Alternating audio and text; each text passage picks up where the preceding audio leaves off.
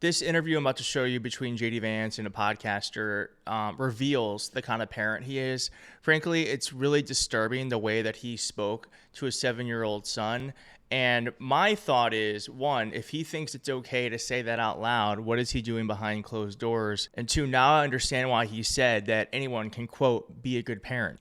Here's that clip, and then I'm going to show you the clip of JD Vance really exposing himself. Real quick, if you could just like and subscribe. Liking and subscribing gets this video into the algorithm to show it to people who might not otherwise see it. Thanks so much. The best way to invest in it is to ensure the next generation actually exists.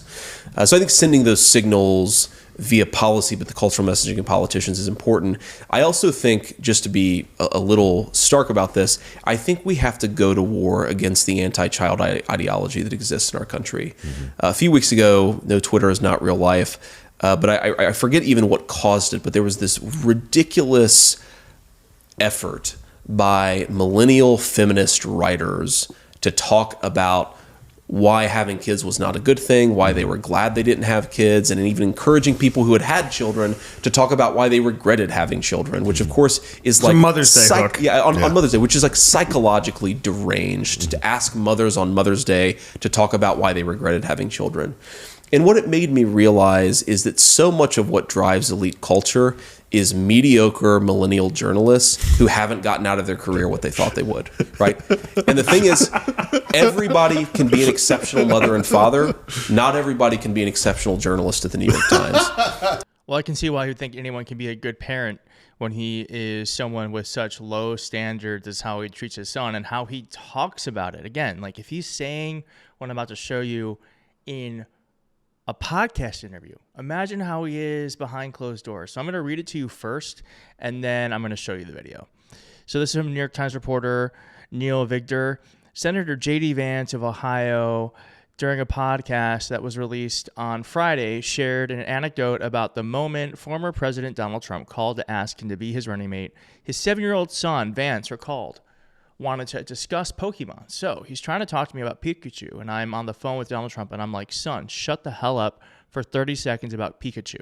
He said, referring to the Pokemon mascot, this is the most important call of my life. Please just let me take this call. All right, let's just pause for a second. Like, do you think he said that nicely? No, I don't think so. And again, if that's how he's saying that out loud, imagine what he's like behind closed doors. So here is the video, and then I'm going to give you some reactions. So, hey, I'm like, oh no. So I call Trump, and I'm like, hey, sir, what's going on? He's like, JD, you missed a very important phone call, and now I'm going to have to pick somebody else. And I like tense up and almost have a heart attack. And the crazy thing about it is my son, who's 7, is in the hotel room with me. And he's really into Pokemon cards right now. He's going through a Pokemon phase. Are you guys into Pokemon? I am. Back in the day. Okay, yeah, that's okay. a big phase right now, I think, in general. Yeah. So, I mean, he's really into it. So he's trying to talk to me about Pikachu.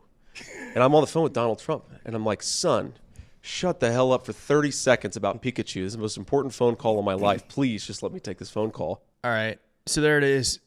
Secondly, not as important, but who the hell, what is he sitting like?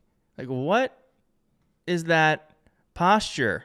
I know that chair is terrified. Okay, so here's some reactions. Ian says, I'm shocked to learn that JD Vance, whose core issue is forcing women to become parents, is also a shitty parent. Exactly. I mean, it's always that thing like you project what you're not. Rohita says, people who choose not to be parents are infinitely better people who have them and are a-holes to them. Yes. Like, if you're going to be a parent, like, be a parent, be loving towards your kid, be supportive. Again, I know this is just like an anecdotal story, but if it's just really telling the way that he spoke about the way he talked to his son, and that, again, if he's acting like that in an interview, what's happening behind closed doors? Shimmersoft says the difference between a liberal and conservative dad ethos in a nutshell. Okay, so here's Andy Kim, who's running for Senate. When he heard of this happening, he released his own anecdote about his child in Pokemon. So let's just read it. When all my boys wanted to do was play with Pokemon cards, I just decided a year ago to join them and start collecting so I can spend more time with them. Now every Saturday morning, we take a little time to trade cards. It's sweet time together. And my collection is amazing now. Like, that is a dad. That is a dad. That makes me a little emotional. What a nice way to lift up your children. April says his 7-year-old son family values in the Republican Party. Yep. And then Arlen says, I don't think he's exaggerating. I can see him doing exactly this in exactly this way. I tweeted a few days ago that JD Vance would probably literally step on his family to get to a higher position in life. In some ways, he did. He shoved his son out of the way. Pete Dominic says, I don't think I've ever told my daughters to shut the hell up. But if I did, I would feel bad and not brag about it. This guy is such an unlikable prick. That's such a good point. You know, I have never, I wouldn't, I don't, how have I ever told someone to shut the hell up? I don't know. But again, yeah, good point. Like, if I were to do that, I would feel bad about it and apologize. And I certainly wouldn't recount the story as some sort of like happy fable about when I got picked by the fascist to become his vice president.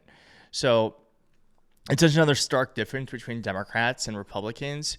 And it really, like someone else said, you know, it is that thing where the people who are accusing childless adults of being immoral, are we really the immoral ones if you are raising children in a way that is not loving? It does create a cycle of people who do not act without care, or people who don't act with care. I want people in this country leading us who are loving, like Andy Kim or Kamala Harris. I'm sure you've seen the video of her with children. Such a stark difference. And that is one of the major reasons why we have to make sure that in November we elect Kamala Harris and reject all of this weirdness. I don't know what's wrong with you young people. You think you just fell out of a coconut tree?